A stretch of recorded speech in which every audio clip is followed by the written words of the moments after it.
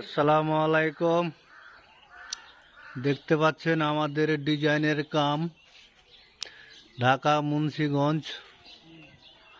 আমাদের মালিক থাকে কুয়েতে। যদি কারোর কাজ দেখে পছন্দ হয় স্ক্রিনে দেওয়া নাম্বারে যোগাযোগ করবেন। এটা আমাদের পিলারের মাথা শেষ হলো। এটা আমার সাহেদ ভাই, বন্ধু মানুষ। দেখতে পাচ্ছেন কাম।